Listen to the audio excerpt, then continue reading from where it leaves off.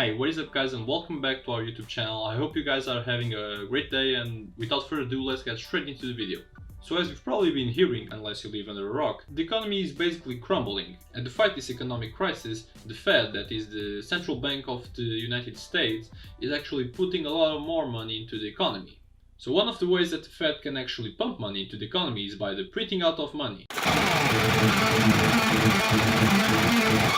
So basically, since they are the only entity that can actually print money to the economy, they started printing dollars and they printed around $1 trillion, and this number is expected to grow on the next few months. So with the money that was printed, the Fed decided to give it out to American citizens through the stimulus bill check, which was $1,200 to each American citizen because they cannot work due to coronavirus. The job does not let them work remotely from home, so they wanted to give out money to their citizens since they cannot get any money from their jobs. So another thing that the Fed actually did to pump more money into the economy was by lowering the interest rates to zero or close to zero. This is actually good because in the circumstances of the economy, you want more people to have money, so you want a bigger cash flow coming out of the banks, which means that basically they are loaning more money out because people do not have to pay interest, neither do businesses, because the interest rate is at zero or close to 0%. So the loans turn to be out more temptier than a loan at a 3% rate or a 2% rate. So people will actually borrow more money so they actually can spend, and this will increase consumer spending.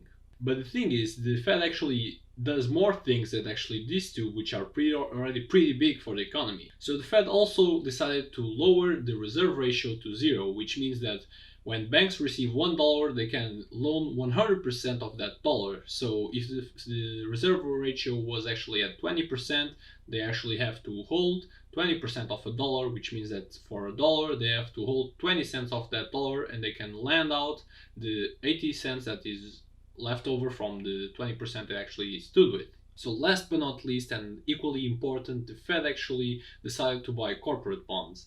And this is pretty good because the Fed is actually helping small businesses and medium businesses directly, because when you buy a bond, you can basically say that you're lending out money to a business. And with this, the Fed can easily help businesses without actually having a bigger plan or actually a higher difficult process to help them. And with all this money distribution from the Fed actually giving out money to businesses and to people, some people start wondering, like, why doesn't the Fed do this more often? Like, when you need money, you can just ask the Fed and be like, yo, can you give me some money? And snap your fingers, and then the Fed gives you $10,000. So with this, you start thinking like, wait, this is way too good to be truth. And in matter of fact, it actually is too good to be truth. And that's why it won't happen, because the Fed basically has to consider other factors like supply and demand. So if you actually put more money into people's pockets, you are basically increasing the demand. And if you increase the demand, then basically the supply, which is the production of products, won't keep up with the people spending.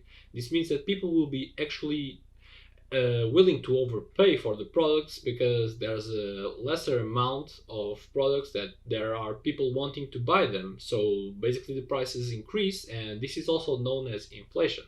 So you're probably already getting the idea that the Fed actually controls the inflation, and in matter of fact, it cannot control it, but it can influence it. So their job is actually to maintain inflation at a stable level and also unemployment at a stable level.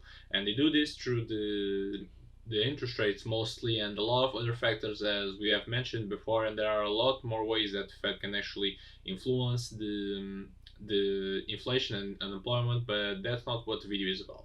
So now let's get on into the point of the video, that is how inflation is actually influencing us as investors and how it actually influences the stock market.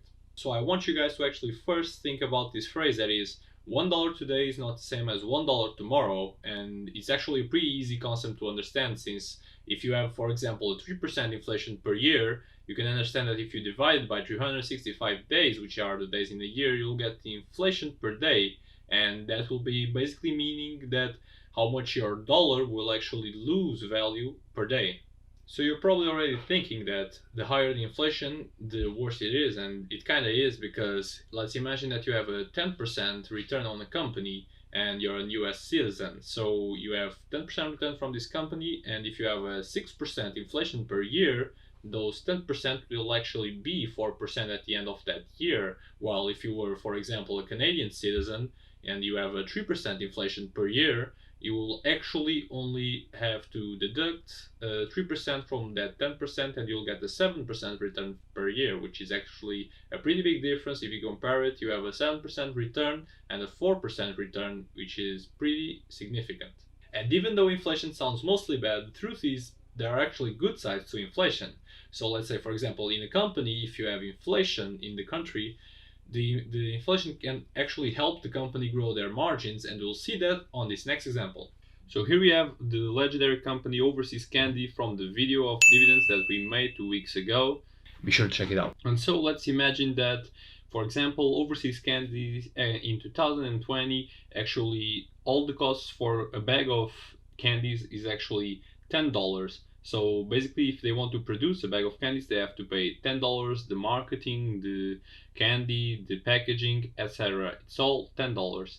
So, and then they go and sell it for $20. So basically you can see there's a difference of $10.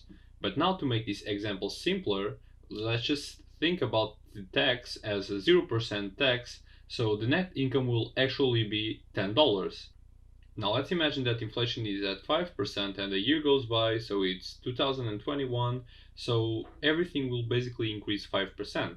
So let's imagine, like, the costs for us to produce will actually cost 5% more than they used to, so they'll be costing $10.50, and with that we will actually sell it, as the inflation goes 5% up, we'll actually sell it 5% higher, so from $20 it goes to $21. And now, keeping the taxes actually at zero as well, we can see there's a bigger difference, that our net income is actually $10.50, because even though inflation got higher, it also affected our business in a positive way, because we can sell it at a higher price and margins actually grow with it. And yes, you just seen that inflation can actually help us as business owners to have bigger margins for our business, because when you own a share of a business, you're the business owner, it's all proportional, and inflation actually is proportional as well. But the thing you have to consider is that even though you have more margins, doesn't mean that your company is more profitable. And what I'm trying to say here with the margins actually being bigger and our company not being as profitable, what I'm trying to say is that, for example, even though the inflation grows at 6%, you need to have a similar growth on people's wages, GDP, etc. What we basically want is that people's salaries and, let's imagine, for example, people's net income or free cash flow to actually grow at 6% as well, so it actually keeps up with 6% inflation, so that they have the same purchasing power and the customer confidence will be actually the same as it used to be. But the thing is, people won't actually grow their net income or free cash flow at 6% as the inflation grows at 6% as well. It's just not something that won't happen, because most people only actually depend on their salaries, and their salaries won't grow 6% a year. Let's imagine you own two types of businesses. You own a business that sells wants and a business that sells needs. The difference between them is that needs is something that the human needs to survive, while wants is something that the human wants to live with. It's like a lifestyle. You do not need a lifestyle to actually survive. You just need the needs like food and water. And basically what puts money into the business is customers' money, and if they do not feel confident because inflation is eating up their money and because prices rose because of that, they will only need to buy needs and not wants. They won't be spending on Gucci, they won't be spending on something luxurious because it's not a need, it's a want. So basically we can say that businesses that actually sell wants will be more affected than businesses that will sell needs. And that's really it for this video, guys. I really hope you enjoyed this video, and please let us know if there's anything that we can do better. Let us know what's the quality of our videos, the content. Leave that on the comment section below, and let us know as well your thoughts on inflation, how it will affect stock market in 2-3 years, how it will actually be in 2-3 years since the Fed is printing so much money. Let us know all that in the comment section below. Also, something really important before you guys go, please tap that like button until it turns blue, because it will really help us with the YouTube algorithm. It will grow our channel, and it will actually mean that we are doing something valuable for you guys because you like it. And if you want to keep getting value from our videos, don't forget to subscribe and share it with a friend that actually can take anything from this video. So thank you for watching, and I'll see you guys on the next video. Stay cool!